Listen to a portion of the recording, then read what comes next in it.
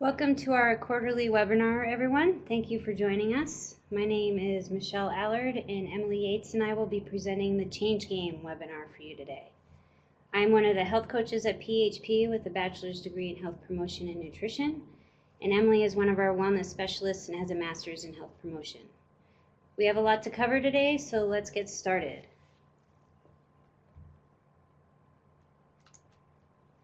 Today we will cover how to set realistic goals, why the all or nothing mentality sets us up for failure, how to figure out barriers and their triggers, define explanatory style, and differences between optimism and pessimism.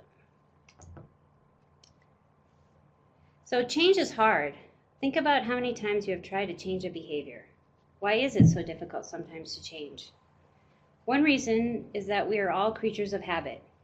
Have you ever made it to work and don't really remember making decisions about driving? Or do you put your seatbelt on as soon as you get in your car without even thinking about it? These activities are habitual and help us through our day. The problem is we may not always like all of our habits, and they can be extremely hard to change. But why is that? One reason can be that the longer you've been engaging in a behavior, the more difficult it can be to change, particularly if you've been doing it since childhood. Hopefully today you will learn some tips and techniques for taking away a behavior or adding one that you would like to incorporate into your life. One thing to remember is that everyone is different. We not only have different goals in life, but oftentimes our core beliefs can be different as well. As you are listening to this webinar, I want you to think about how everyone is different. Keep in mind that not everything we say today is going to work for you, but hopefully you'll find a few new tips that hit home and can help you to achieve your goals in life. The first thing I want you to think about today is a new goal that you want to achieve. This goal does not have to be health related. If the ending goal is big, such as buying a home, I encourage you to create a very small goal that will lead you to your larger goal. An example would be limiting going out to eat to a certain amount of times a month, and put the money you would have saved into an account to buy a home. Next, think about your motivation for this goal. Is it your family or because you want to be healthier? When making a goal, start small and SMART. SMART means specific, measurable, attainable, realistic, and timely. An example would be, I'm going to exercise 4 times a week for 30 minutes every other morning at 7 a.m. for 1 month. The goal should also be small enough that you will be at least 90% sure that you can achieve it. It is very important to be able to easily achieve your goals so that you're not setting yourself up for failure. Monitoring your goal is important as well. It tends to give more accountability, and it also provides you with the information of whether or not you reached your goal. You can monitor a goal in a variety of ways, such as a spreadsheet, calendar, or use one of the many apps out there. But, as I said before, that everyone is different, and monitoring goals does not always work for everybody. Now, the next thing to think about is, what is your why? Oftentimes, it takes us a few times to get to the root of why we are wanting this behavior change. The most important thing is to be doing it for yourself and to keep cues to action that symbolize your why, such as keeping pictures of your family or your dream home somewhere visible. Next, I want to go over the difference between habits and goals. Goals are the destination. A few examples would be, I want to lose 20 pounds, or I want to buy a house. These larger goals would be almost impossible to attain if we didn't change some small things in our lives, such as incorporating daily exercise or going out to eat a certain amount of times a month. These small things you are doing are the habits which drive us to our ending goal or destination.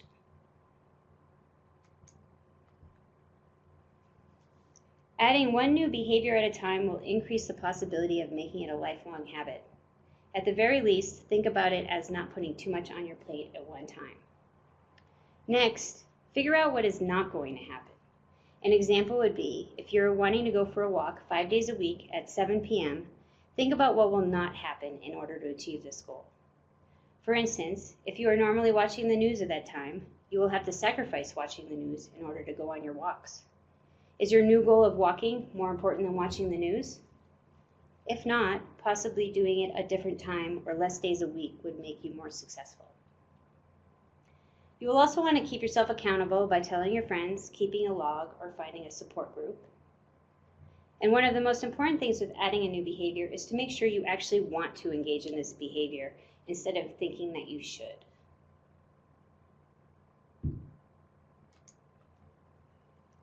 Now, when you're making a larger goal, your intention will be to make small habits which will allow you to reach your ending goal, right? For the smaller habits, you can use what is called the Habit Flowchart. The cue or reminder is an environmental or internal trigger that provokes us to behave a certain way. An example most of us can relate to is driving through a traffic light. The cue is when the light turns green. The routine is the action you take because of the reminder. In this case, you drive through the intersection. And the reward is the benefit you gain from doing the habit, which is getting closer to your destination. If the reward is positive, you'll be much more likely to repeat the action. So step number 1 would be to begin with a habit that's easy to start. Step number 2 would be to set a reminder for your new habit or attach it to something you already do, such as I will take a drink of water every time I send an email. Setting up a visible reminder can also make it easier to change. An example would be to have your walking shoes by the door if you're wanting to walk more. Step number 3 is what is your reward? We inherently want to do things that make us feel good. Celebrating afterward is the feel-good part and will make it much more likely that you will engage in the activity again. Another way of looking at creating a habit is an idea called tiny habits. It was created by B.J. Fogg, who has a PhD and has studied human behavior for 20 years. The criteria for any tiny habit is that it is a personal behavior you do at least once a day that takes you less than 30 seconds and requires little effort. An example would be, after every time I brush my teeth, I will do 1 push-up. Once this becomes a habit, you can increase the amount of push-ups you do, and before you know it, you'll be doing far more than 1 push-up on a regular basis.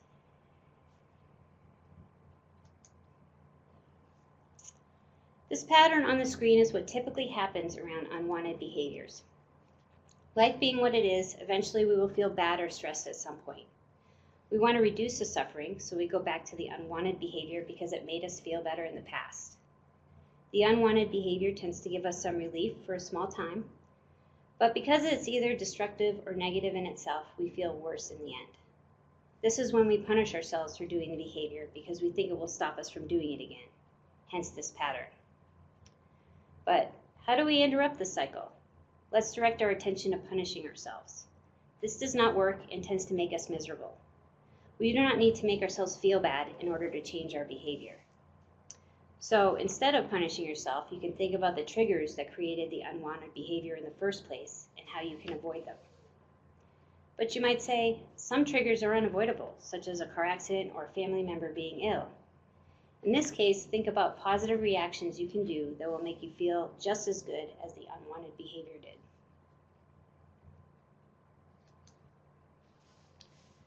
Many of us have the all or nothing mentality when it comes to behavior change.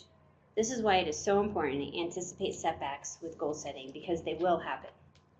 For instance, if you are wanting to limit going out to eat, what is going to trigger you to go out? Will it be not having food in the fridge at home or being too tired after work to cook a meal? Next, make a plan so this does not happen. An example would be to plan and prepare for the week on a day that works for you.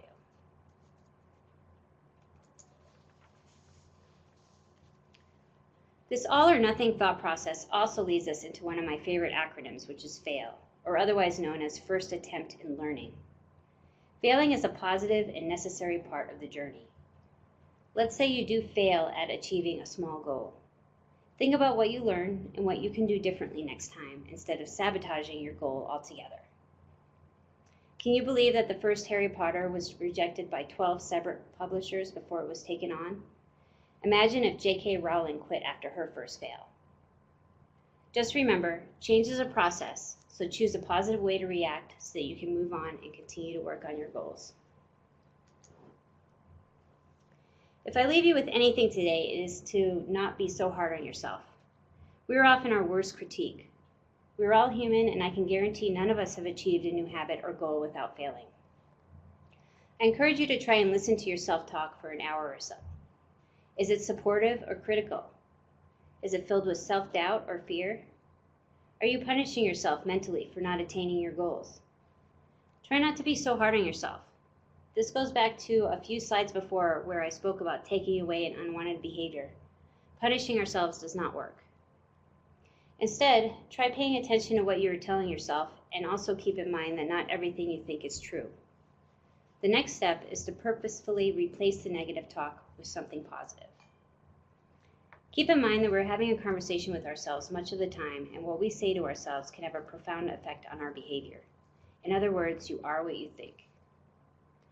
Along with the positive thoughts, I encourage you to be grateful for what you have. Gratitude can go a long way with positive thinking. Starting off the day with writing down a few things you are grateful for can really begin the day on a positive note. One thing that many of us don't think about when creating goals is that our environments are constantly changing. When you're not anticipating your environment, anything can happen. If you can, try making a separate set of goals for the environments that you're in most often. For instance, your workplace is much different than your home.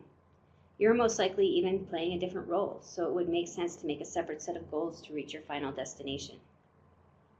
Also, oftentimes people struggle with going on vacation and trying to meet goals. If your goal is to go out to eat less, this tends to be very difficult when you're away from home. A new goal for this time could be to have healthy snacks and some lunches available so that you're not too hungry when you do go out to eat and don't have to go out as often. In the end, we can only have control over our environment to a certain extent. Sometimes to avoid the undesirable behavior, you will need to avoid the environment it is most likely to occur.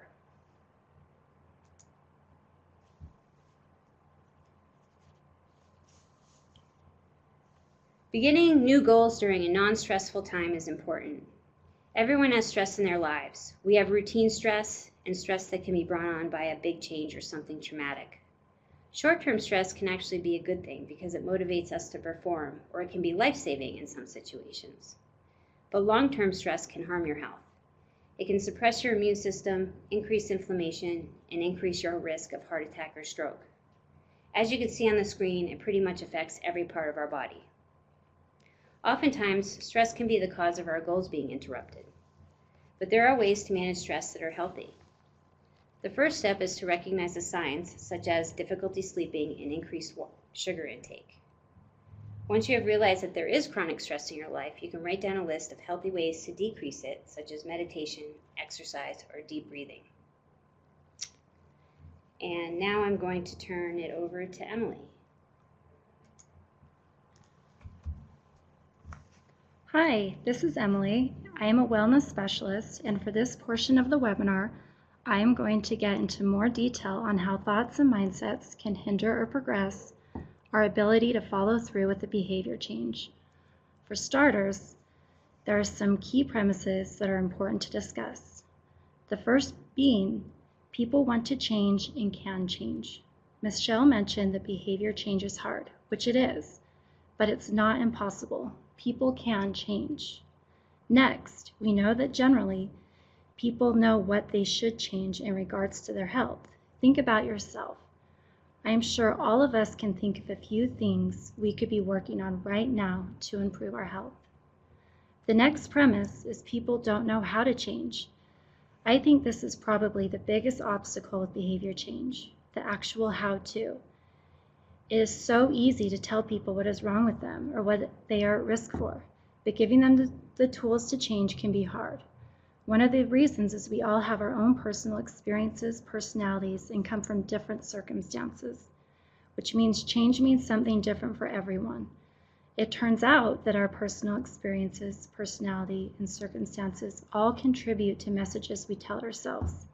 These can be positive or negative, which brings us to the next premise, which is we have adopted faulty messages from ourselves, family, friends, and even culture about how to change. Examples of faulty messages are things like, I'm not good enough, I'm not smart enough, or I could never do anything like that. I'm sure we can all think of areas in our lives where we talk to ourselves in negative ways like this. But these faulty messages promote feelings of failure and hinder progress, leaving us feeling like we have failed before we've even started. Feelings of failure breeds fear, defensiveness, hopelessness, and helplessness.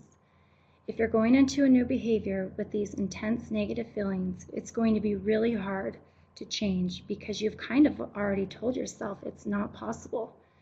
It's like a self-fulfilling prophecy.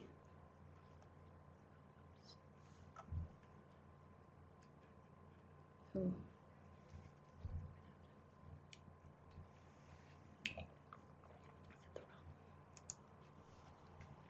We want to teach you how to change. And to do this, we're going to address our faulty messages, how they are created, and how to change these faulty messages so you have the confidence to move forward with your behavior change using a concept called explanatory style. Explanatory style is a concept based from positive psychology that focuses on our accounting for the good and bad events in our lives. Martin Seligman, the man who developed explanatory style, explains it like this. Explanatory style is the theory about your past, your future, and the place in the world. Once you've formulated your theory, you tend to find evidence for it in any situation that comes along. This makes sense. We don't come into this world with a playbook that instructs us on how to talk and how to make friends or how to deal with bad situations. We're all just figuring it out as we go. All of us have different interpretations and perceptions of how we respond and deal with events in our lives. With explanatory style, there are two types, an optimistic outlook and a pessimistic outlook. I know when we think of optimism, it tends to be pretty black and white. Optimists always look for the best outcome and pessimists look for the worst. With explanatory style, it is a bit different. It is more based on tendencies. Either you tend to be a little more positive or just a little more negative, but keep in mind, optimism and pessimism in this context are not black and white qualities. They operate on a continuum, and each of us can move from one to another. So let's take an example. Maybe you're someone who has a very optimistic outlook on making financial decisions, and you're able to save and plan for your financial future with confidence. But maybe in other areas in your life, like exercise, for example, you have a pessimistic outlook because maybe you failed in the past or you don't consider yourself athletic. So here, maybe take a moment to think of areas in your life where you have a positive or a negative outlook. So I want to get into a little more detail into characteristics of pessimistic outlooks to see how they influence our life. As we are going over this, think about yourself and if you feel like you have more of a pessimistic outlook or an optimistic outlook. So, individuals with pessimistic outlooks expect things to turn out badly all the time. And when you do this habitually, this creates three thought patterns. First of all, you assume the problem will never go away. Then you believe the problem affects all other areas in your life. And lastly, you internalize the problem, believing everything is your fault. If you have an optimistic outlook, you tend to see isolated events as just that, an isolated event. And you have an inclination to anticipate the best possible outcome. It's not the same as positive thinking, it's more of a positive outlook. A way I like to think of this is people just hope for the best. With explanatory style, there are three dimensions. The first dimension is whether you believe you have control or influence over the things that happen in your life. This is the personal dimension. The second is whether you believe a repeated event will always turn out the same or can be changed. This is the permanent dimension. And lastly, whether you recognize a specific event is fairly isolated or you generalize it to encompass other events. This is the pervasive dimension.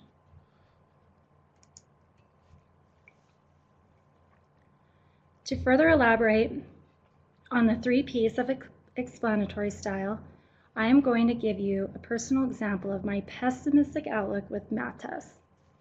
Pay attention to the way I talk to myself about failing a test with a pessimistic outlook versus the way someone with an optimistic outlook talks to themselves.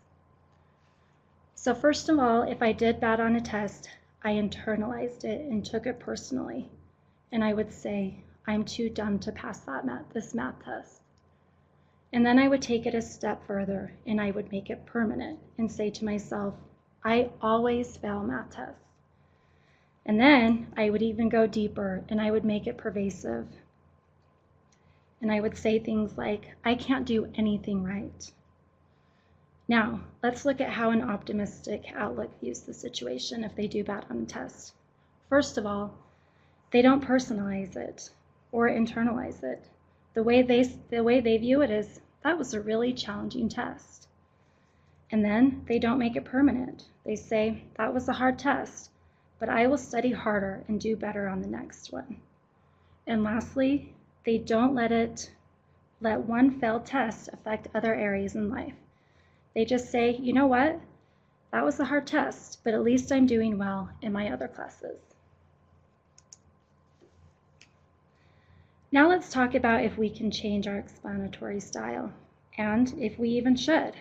Social scientists have studied this, and there is a general view that there is definitely a genetic component that influences our outlooks, but it can also be learned and influenced by our environment.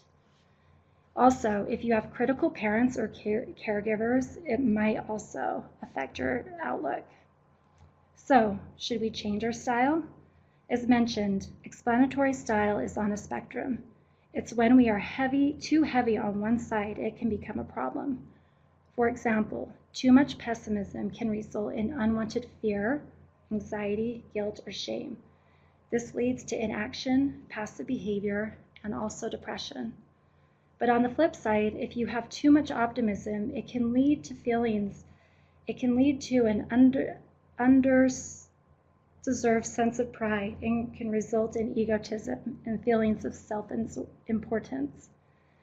This leads people to avoid responsibility and become reckless or make unrealistic plans. The goal is not to become only optimistic. It is about choosing the type of explanatory style that will be most effective for any given situation. We don't want to change who we are, just improve in areas where we are struggling.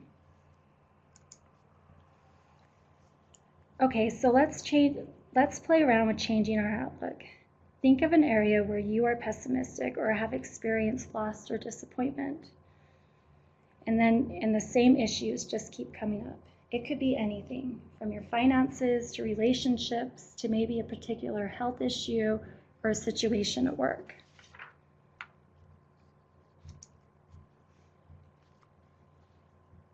Try to take a minute and ask yourself 3 important questions. Number 1, think, am I really to blame? Or was it just bad luck, the situation, or other people? Try to think if you're internalizing this situation. Second, think, how long will this last? Will it always be like this, or will it pass? So in other words, take that one situation and think if you're letting it kind of bleed into other areas of your life. And the last question you should ask is, what does this really affect in my life, and what will remain unaffected? You can do this in your head or you can write it down, but sometimes even making a list really puts it in perspective. Here we want to adopt an explanatory style based on accuracy and self-compassion rather than habitual pessimism.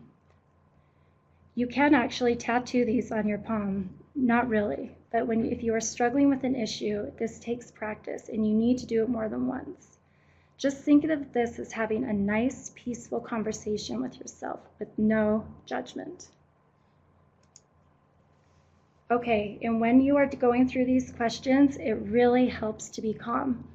As Michelle mentioned, stress does crazy things to our body, and sometimes when we get into stressful situations, our body just kicks into fight or flight, and we start having a really intense physical reaction before the situation even occurs.